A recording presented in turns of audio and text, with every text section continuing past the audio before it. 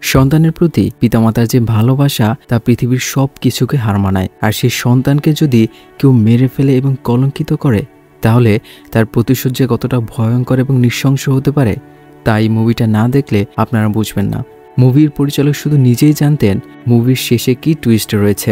দর্শক কল্পনাই করতে পারবেন না মুভির শেষে কি ঘটতে চলেছে। হ্যাঁ, আপনাকেই বলছি কোরিয়ান সেই বিখ্যাত থ্রিলার সিনেমা নো মার্সির কথা। তাহলে চলুন মুভিটি শুরু করা যাক। নদীর কাছে একটি ফটোগ্রাফারের জুটি পাখিদের ভালো ছবি তোলার চেষ্টা করছে যখন তারা দুর্ঘটনাবশত একটি মহিলার মৃতদেহ আবিষ্কার করে। এদিকে শীর্ষ ফরেন্সিক প্যাথোলজিস্ট কাং পুলিশের একাডেমিতে একটি ক্লাস নিচ্ছেন। এটি তার শেষ সেমিস্টার, কারণ তিনি শীঘ্রই অবসর নিতে যাচ্ছেন এবং তার মেয়ের সঙ্গে আরও সময় কাটাতে চাইছেন, যে যুক্তরাষ্ট্রে বসবাস করছেন।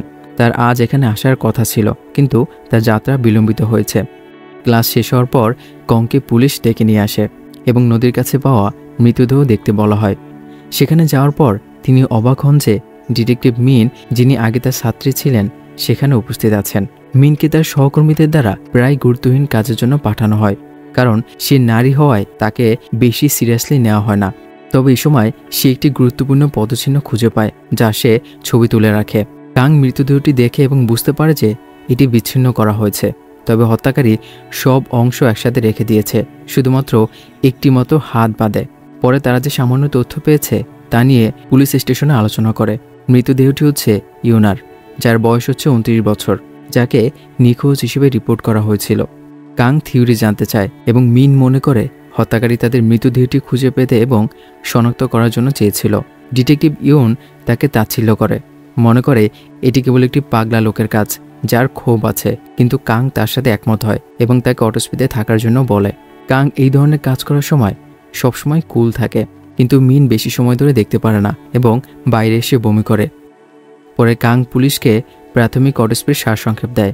ইউনা মাথায় একটি বড় এবং শক্ত বস্তুর আঘাতে মারা গেছে। মৃতদেহের নাক এবং মুখে যে মাটি পাওয়া যায় তা পরীক্ষা করে বোঝা যায় এগুলো আসলে গ্রানাইট, যেটা কোথায় সে মারা গেছে তা চিহ্নিত করে। সেখানে লবণেরও চিহ্ন ছিল, যা নির্দেশ করে যে তাকে সাগরের মধ্যে বিচ্ছিন্ন করা হয়েছে। তার মানে মৃতদেহটি হত্যার পর কাটা হয়েছে। এছাড়াও যে অংশগুলো নদীতে ফেলা হয়েছে সেটা তালিকায় 3য় স্থান যোগ করে। মিন মনে করে যে কোস্টাল রিক্লামেশন প্রকল্পে একটি নির্মাণ সংস্থা কাজ করছে এবং তাদের কারখানাগুলো সমুদ্রের কাছেই রয়েছে। এর মধ্যেই ইউন জানতে পারে যে ইউনার একটি বয়ফ্রেন্ড ছিল। এরপর পুলিশ সূত্র দুটি অনুসরণ করার জন্য দলবদ্ধ হয়।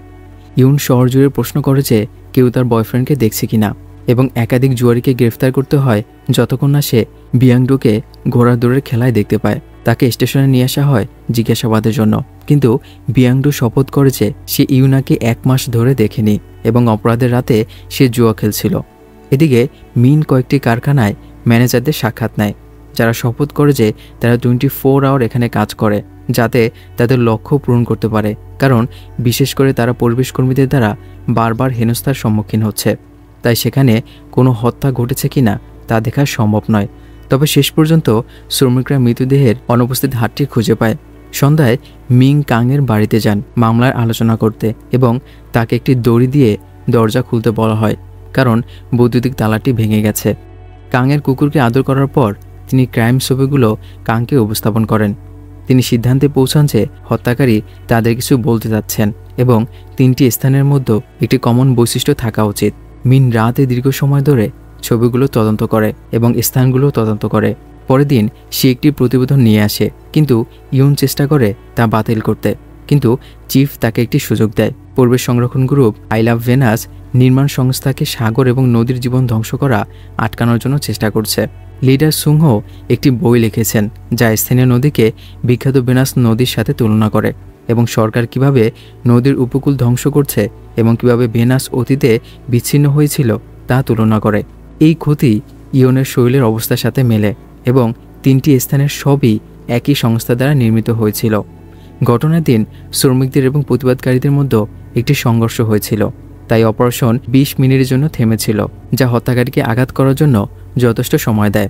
নেতার একটি শারীরিক প্রতিবন্ধকতা রয়েছে, যার ফলে তাকে লাঠি দিয়ে হাঁটতে হয়, যেটা মাটিতে পাওয়া বাঁকানো পদচিহ্ন এবং ছোট গর্তের সাথে মেলে। মিনের গবেষণাকে গুরুত্ব সহকারে নেওয়া হয় এবং তাকে ডিটেকটিভ ইউনের সঙ্গে পাঠানো হয় নেতা লি সুংহোকে গ্রেফতার করতে, যিনি সহজেই আত্মসমর্পণ করেন এবং দাবি করেন যে তাকে তার কাজের জন্য শাস্তি পেতে হবে। পরে থানায় ইউংসোকে জিজ্ঞাসাবাদ করা হয়, কিন্তু সে নদীর জীববৈচিত্র্য সম্পর্কে কথা বলা ছাড়া কিছুই বলে না। তাই মিন তদন্তের দায়িত্ব নেয়। সে জানে সুংহোর পরিবার ছিল অনেকের মধ্যে একটি, যারা নির্মাণ কাজ শুরুর সময় তাদের জাহাজ হারিয়েছিল, যার ফলে তারা তাদের জীবিকা হারিয়েছিল এবং তাদের বাড়ি ছেড়ে যেতে হয়েছিল।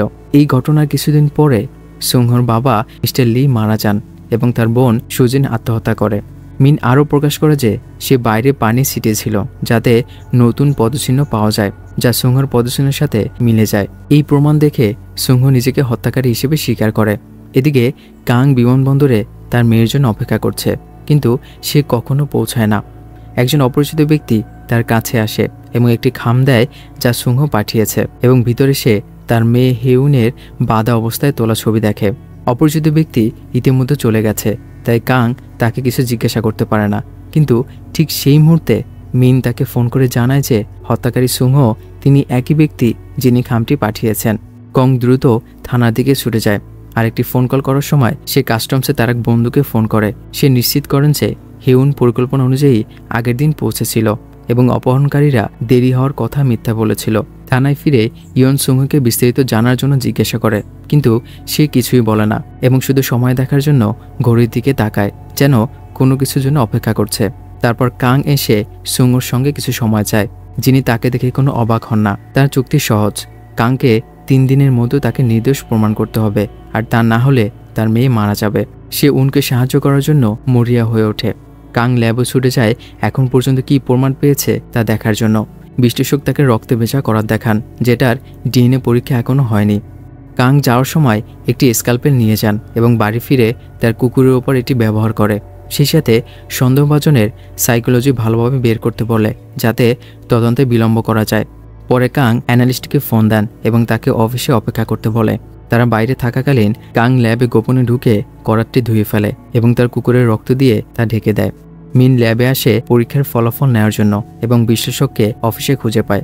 তারপর কাং এসে অ্যানালিস্টকে তার কাজ শেষ করার জন্য বলে এবং মিনের সাথে কথা বলে যে সুংহোর সীমিত গতিবিধির কারণে তার পক্ষে কাউকে হত্যা করা সম্ভব নয় এবং প্রমাণগুলো অকাট্য নয়, তাই রিপোর্ট না আসা পর্যন্ত তার ওয়ারেন্ট চাওয়ার প্রয়োজন নেই।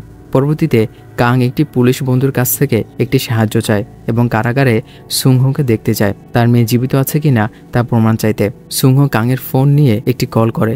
যখন সে আবিষ্কার করে সুংহো কেবল কাউকে ফোন করার জন্য ভান করছে, তখন সে রাগান্বিত হয়ে যায়। কাং সুংহোকে মারধর শুরু করে, কিন্তু তখন তার ফোন বেজে ওঠে। এটি হিউন, যিনি তার বাবার কাছে সাহায্য চায়, কিন্তু কলটি কেটে যায়। এরপর কাং সুংহোকে বলে কোথায় হত্যার অস্ত্রটি আছে তা বলার জন্য, কিন্তু সে অস্বীকার করে এবং কাংকে বলে যে কেন সে মেয়েটিকে হত্যা করেছে তা ভাবতে। পরবর্তী পদক্ষেপ হলো ইউনার বাড়িতে ঢুকে পড়া। কাং একটি বিজনেস কার্ড খুঁজে পায় এবং আহরি নামক এক বন্ধুকে ফোন করে দেখা করার জন্য।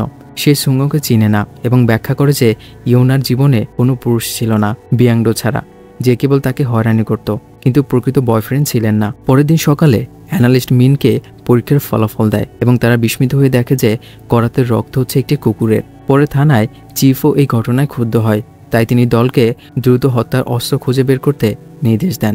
মিনকে তার ব্যর্থতার জন্য লজ্জা দেওয়া হচ্ছে এবং তাকে অফিসের কাজের সাথে থেকে যেতে বলা হয়েছে।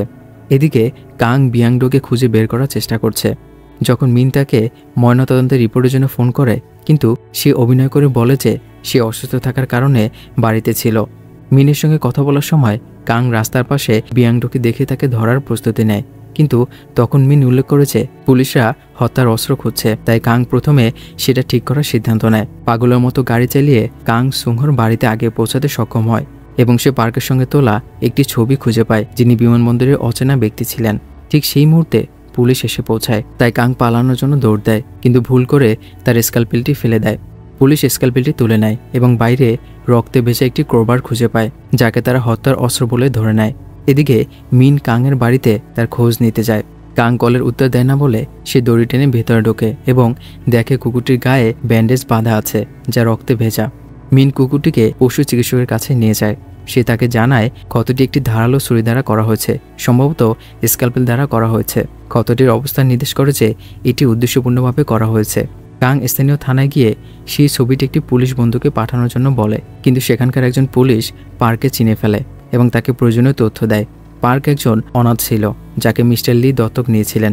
সে এবং সুংহ ভাই হিসেবে একসাথে বড় হয়। পার্ক এবং সুংহর বোন সুজিন একে অপরকে ভালোবাসত, কিন্তু তার মৃত্যুর পর তারা শহর থেকে চলে গেছে।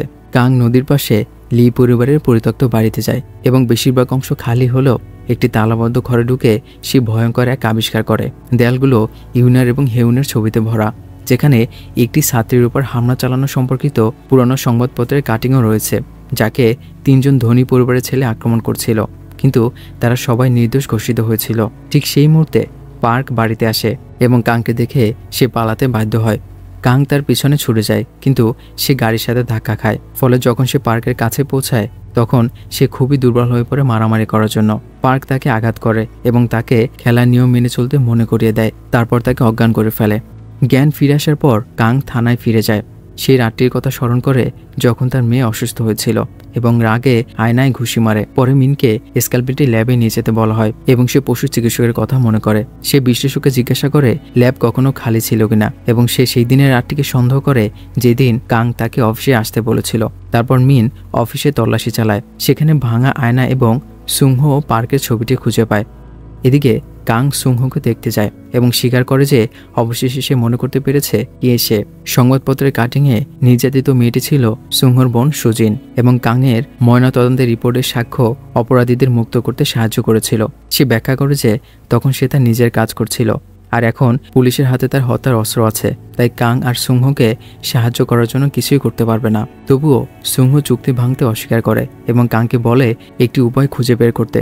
এদিকে গোয়েন্দারা আবিষ্কার করেন যে কোরবারটি প্রকৃত হত্যার অস্ত্র নয়, কারণ এর রক্ত ইউনের সাথে মেলে না এবং এর ক্ষতের সাথে সামঞ্জস্যপূর্ণ নয়।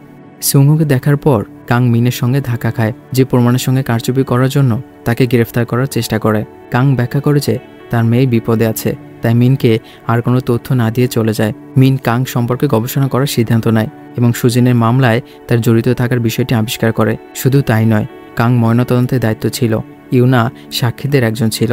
মিন সুংহর সঙ্গে এ নিয়ে কথা বলার চেষ্টা করে, কিন্তু সে কেবল তাকে বলে কাংকে বিশ্বাস না করতে। তারপর তাকে তার লাঠি দেয় এবং দাবি করে যে এটি আসল হত্যার অস্ত্র। এদিকে কাং আবার বিয়াংডোকে খুঁজে পায় এবং আহারিকে পরিকল্পনায় সাহায্য করার জন্য ফোন করে। আহারি বিয়াংডোর কাছে যায় এবং তাকে একটি বারে মদ পান করতে প্রলুব্ধ করে। তারপর তাকে একটি হোটেল কক্ষে নিয়ে যাওয়া হয়, যেখানে তারা কয়েক ঘন্টা একসঙ্গে কাটায়।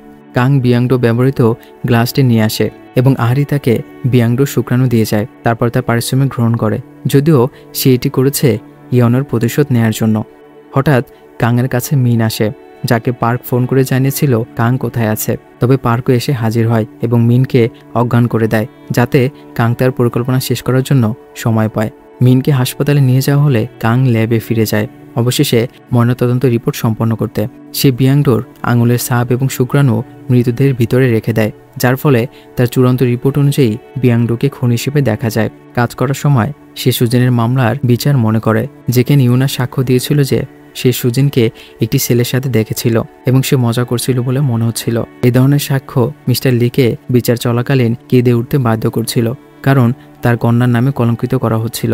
তারপর কাং সাক্ষ্য দিয়েছিল যে মৃতদেহে কোনো ছিঁড়ে যাওয়ার টিস্যু পাওয়া যায়নি, তাই সহিংসতা এবং জোরের কোনো প্রমাণ ছিল না। এই দুই সাক্ষ্য বিচারকের সিদ্ধান্ত নিতে সাহায্য করছিল যে 3টি ছেলে নির্দোষ।